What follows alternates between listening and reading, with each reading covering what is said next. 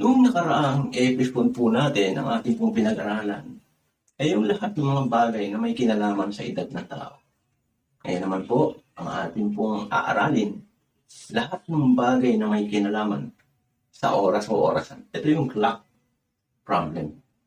Pero bago po tayo pumunta sa mga problem solving, tatlong mahalagang bagay lang po o tanong ang dapat nating maunawaan. Ito po yung unang tanong.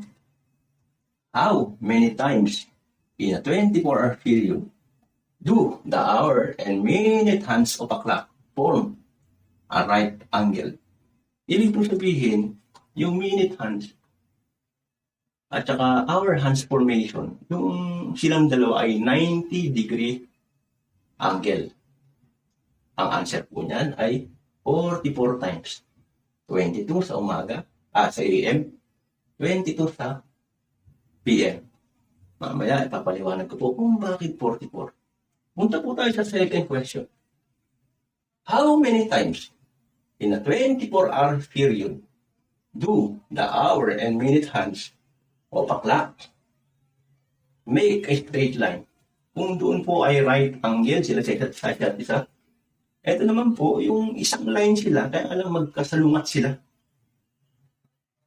So, ang answer po rito ay 22 times 11 sa AM and 11 sa PM.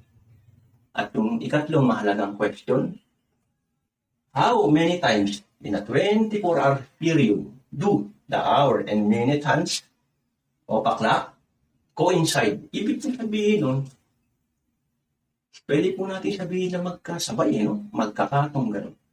Ang answer po rito ay 22 times 11 AM, 11 naman sa PM. Balik po tayo rito. Alam niyo po kahapon, nagtanong-tanong na rin ako sa mga neighbor ko, kapitbahay.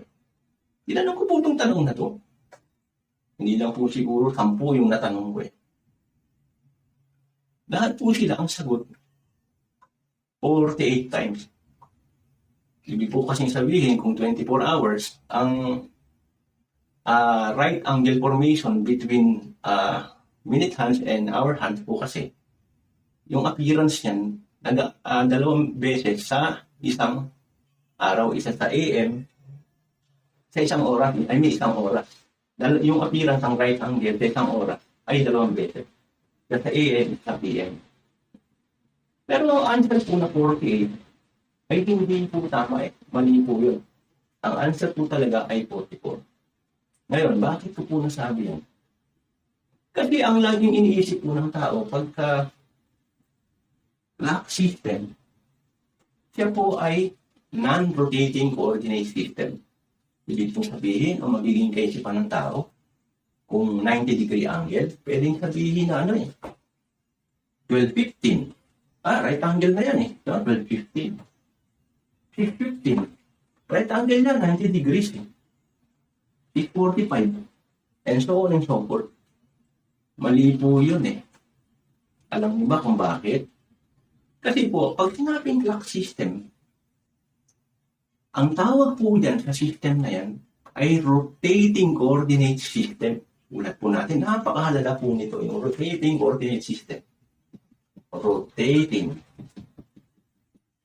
coordinate system. Medyo malabo ata.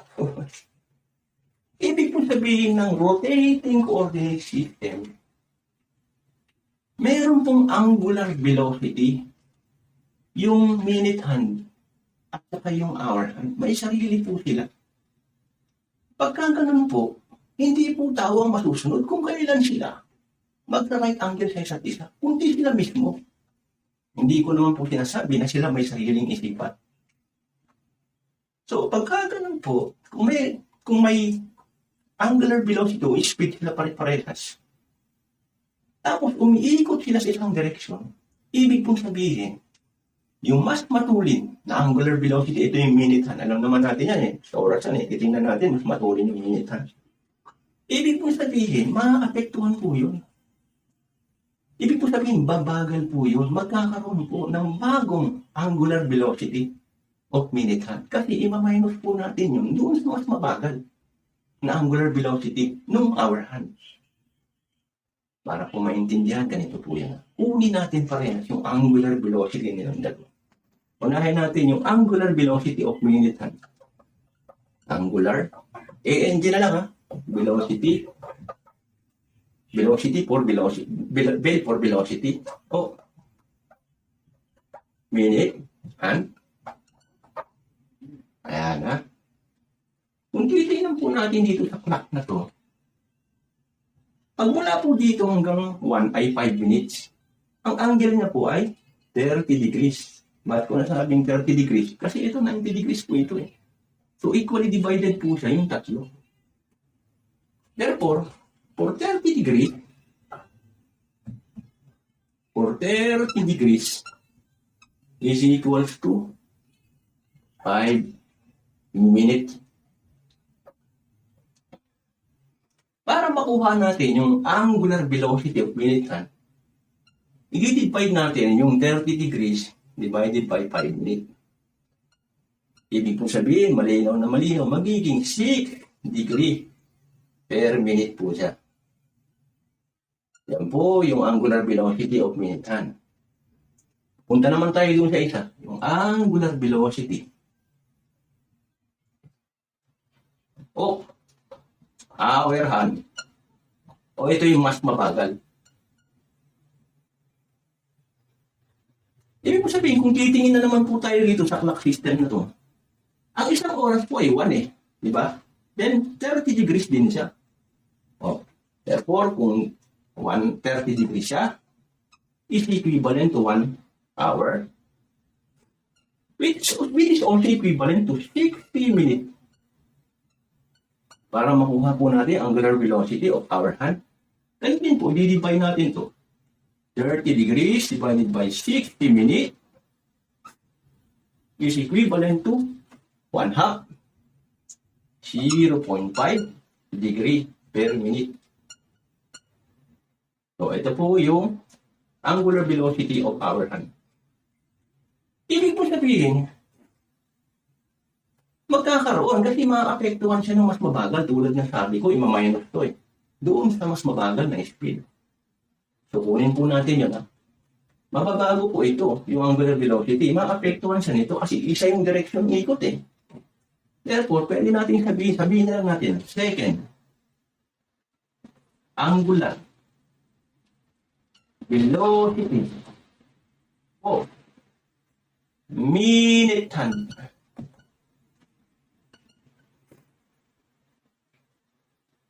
Therefore, ima-minus po natin siya 6 degree per minute minus 0.5 degree per minute is equal to 5.5 degree per minute. Dito lang po magkakaroon na tayo ng idea na meron pong nawawalang oras doon po sa sirkulasyon. Po, para ma-determine po natin yung nawawalang oras. Ganito po yan, no? Tuloy po natin dito. Ipara po natin yung dalawang angular velocity ng minute hand. Na-minus po natin yung isa ay minus yung kabila, yung isa ay 5.5 degree per minute.